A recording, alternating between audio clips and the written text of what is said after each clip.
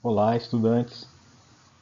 Estou aqui para gravar nossa terceira videoaula da disciplina Políticas Públicas em Educação Física, Esporte, Lazer e Saúde, ministrada no âmbito da Universidade de Brasília, dentro do programa Universidade Aberta do Brasil. Essa aula de hoje, a primeira parte, somada à segunda parte, vai continuar se dedicando à questão das discussões conceituais acerca do esporte, né? Ou seja, tentando responder ou dar mais elementos para que vocês possam pensar sobre a pergunta: o que é o esporte? O texto que eu vou estar me debruçando é um texto que a gente já trabalhou no encontro virtual que tivemos, que é o texto Sociologia Crítica do Esporte, texto esse escrito pelo professor Walter Brath, né, o livro escrito pelo professor Walter Brath.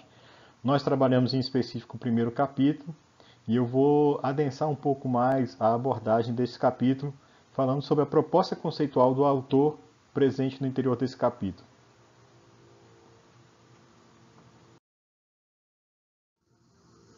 Antes de apresentar a vocês aqui o conceito do autor e a crítica que ele faz a um outro conceito para elaborar o seu próprio conceito,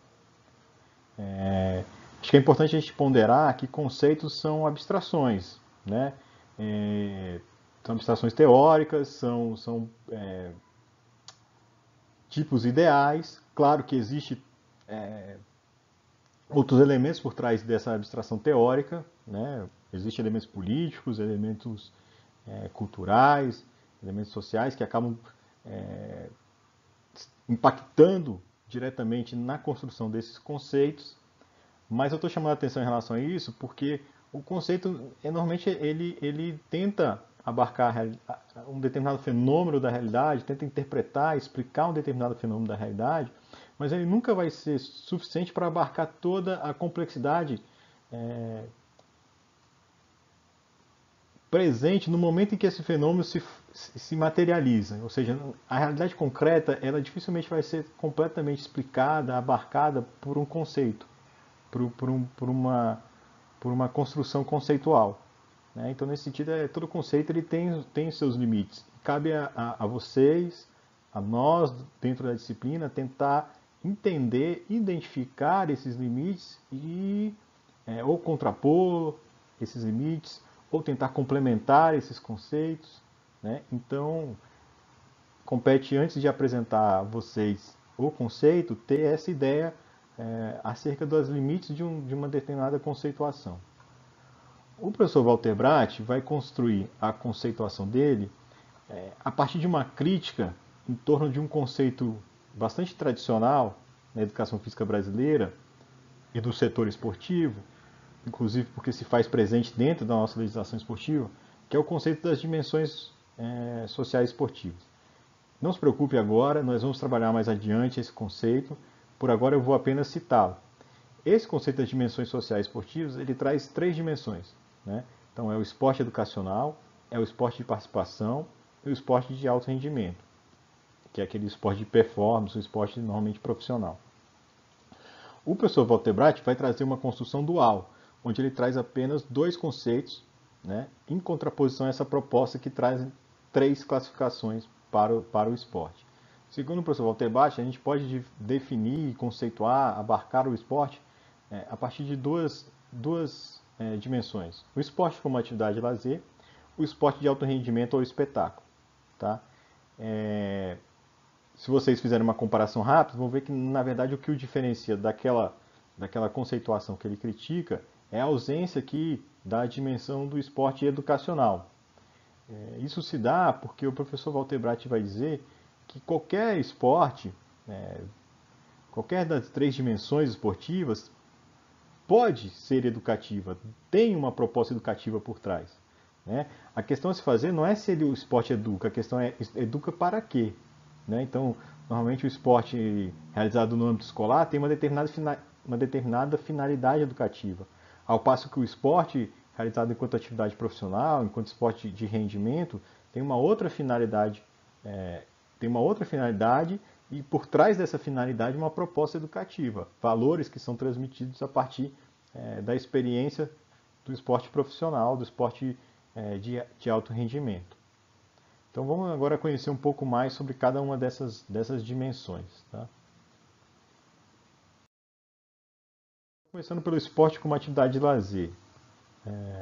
Acho que a imagem que eu trago aí atrás já é um pouco a explicação daquilo que o professor Walter Brath pensa acerca do esporte como atividade de lazer neste livro.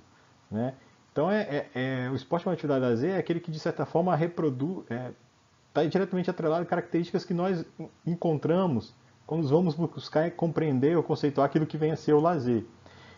No caso, o professor Walter Brath ele vai usar um termo que é a ideia de sentido interno da prática, ou seja, quais são os valores que nós mobilizamos, quais são os significados, os sentidos que nós damos a essa prática no nosso momento de lazer, a prática esportiva. Né?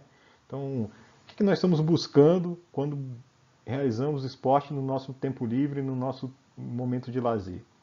Normalmente, o que as pessoas buscam, se a gente fizer uma investigação, a gente vai ter como retorno a socialização, a interação com a família, com os amigos, a busca pela saúde, a diversão, o prazer. Então, basicamente, são essas respostas que vão circundar essa dimensão do esporte como a atividade de lazer. Então, essas seriam, digamos, as características principais desse esporte vivenciado no momento de lazer.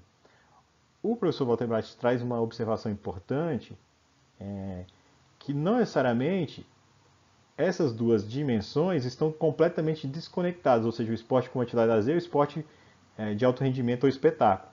Né? Eu vou falar um pouco melhor sobre isso na segunda parte dessa videoaula, mas só para a caráter introdutório, o que ele vai dizer é que muitas vezes quando nós estamos praticando o esporte no nosso momento de lazer, nós temos como referência, né, nós temos ali como uma dimensão simbólica o esporte de alto rendimento. A gente busca muitas vezes reproduzir aquilo que a gente viu no esporte de alto rendimento. Né? Já que citamos aqui o esporte de alto rendimento, vamos tentar compreendê-lo também um pouco melhor.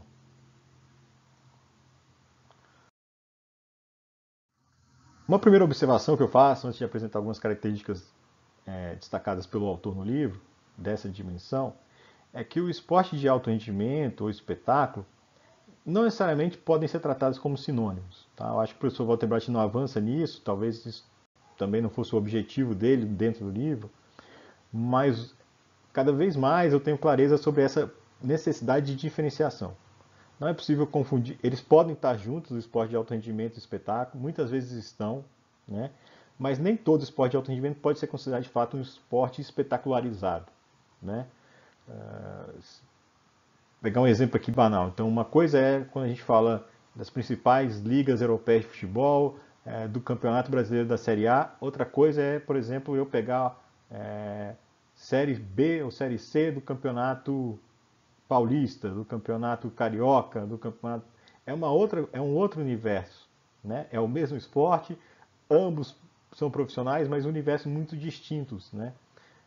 Se você pegar esses últimos exemplos, você não tem cobertura dos grandes meios de comunicação, não tem grandes patrocinadores envolvidos, não há uma preocupação com a imagem e o quanto essa imagem ela é comercializável. Né? Então, assim, há uma diferença aí, né, entre esporte de alto rendimento e esporte de espetáculo. Embora eles possam também se apresentar juntos, como nos exemplos que eu dei inicialmente. Mas vamos ao que o professor destaca em termos de que venham a ser características desse esporte de alto rendimento. Uma primeira é que possui um aparato para a procura de talentos normalmente financiados pelo Estado.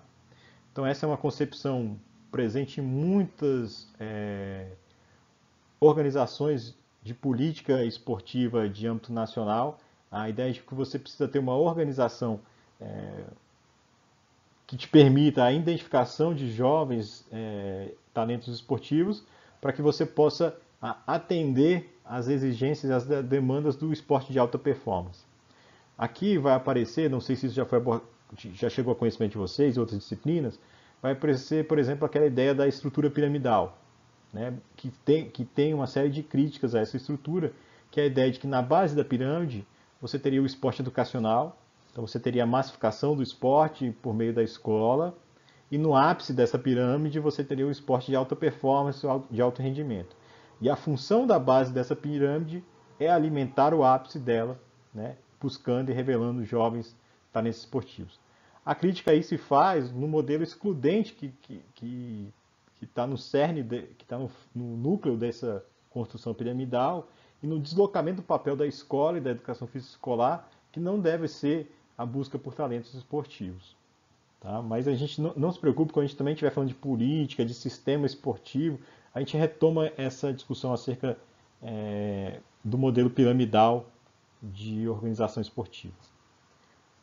Uma outra característica que o professor Walter Bratt traz é que normalmente a gente vai ver envolvido nessa dimensão do esporte de alto rendimento um contingente populacional muito pequeno. Né? Inclusive a gente resgata a ideia da pirâmide, por isso é que ele está lá no ápice. São poucas pessoas que de fato chegam à possibilidade de se dedicar profissionalmente ao esporte e fazer desse esporte a sua principal remuneração. Né? Então, o contingente populacional de pessoas que a gente pode definir como esporte, como atletas de alto rendimento, é um percentual muito baixo da população. Tá? Isso também tem um impacto sobre a organização das políticas públicas, falaremos disso também mais adiante. Uma outra característica é que possui uma massa consumidora, que financia parte do esporte espetáculo. Aqui já é uma característica do esporte espetáculo, mas que se faz presente no alto rendimento. Então, o esporte de alto rendimento ele é comercializável. Ele pode ser... ele pode adquirir, e normalmente adquire, a forma mercadoria. Então, eu posso comercializar o esporte.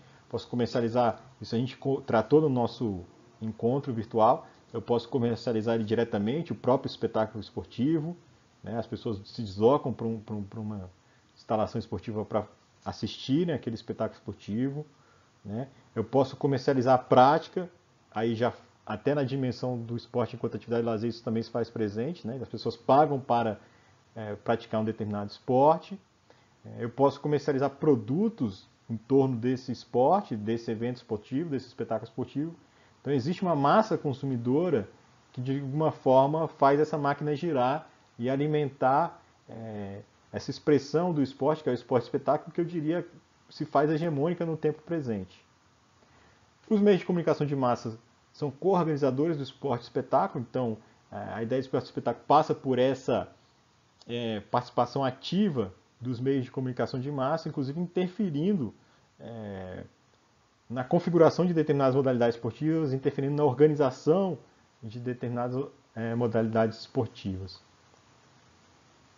E uma outra característica, a ideia de que possui um sistema de gratificação que varia em função do sistema político societal. Então, normalmente, esses atletas de alto rendimento, eles têm algum tipo de gratificação junto ao aparato estatal. Isso pode se dar de diferentes formas. Né? Alguns países têm uma presença mais marcante do Estado e da gestão governamental no esporte de alto rendimento, outros têm uma participação muito menor, deixando isso delegado ao sistema confederado, federado esportivo. No caso brasileiro, a gente tem, por exemplo, a questão do Bolsa Atleta, que é uma forma de remuneração, de gratificação desses atletas. Você tem premiações a esses atletas quando conseguem alcançar resultados expressivos internacionalmente. Então, isso também é algo bastante comum e corriqueiro de identificar no esporte de alto rendimento. Então eu acabo por aqui essa primeira parte e volto para conversar um pouco mais com vocês acerca desse livro e desse capítulo primeiro do livro Sociologia Crítica do Esporte na segunda parte dessa videoaula.